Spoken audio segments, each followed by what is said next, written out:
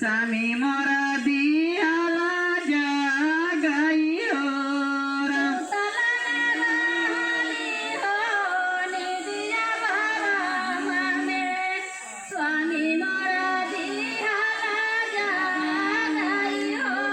उठाबो तो उठाबो हमारी तेरी आवाज़ कइले बुसिवा गुरु भजन और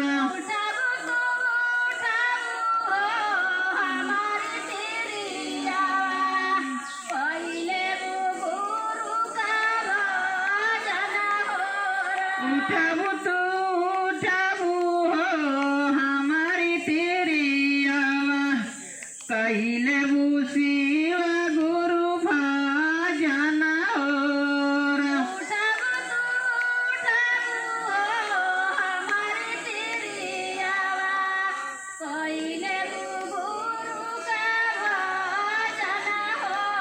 कैसे के करे स्वामी शिवा गुरु भजनिया सासु ससुर घरवा जगा और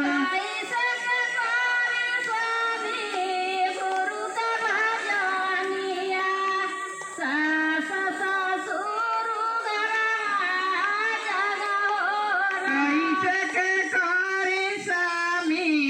शिवा गुरु भजनिया जेठ जेठनिया घरवा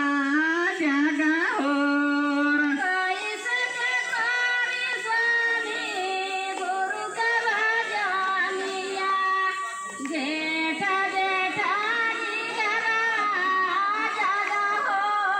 गुरु का भजनिया दाना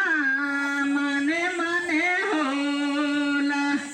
जागे देऊ सासु से सासुरा और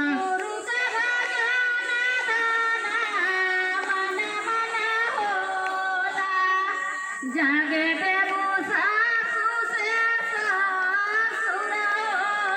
गुरु का भजनिया दाना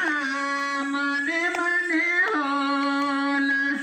जागे देऊ जेठा से जेठानी और गुरु का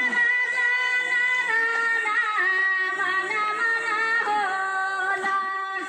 जागे देवो जेठा से जेठानी ओरा तल मेरा हानि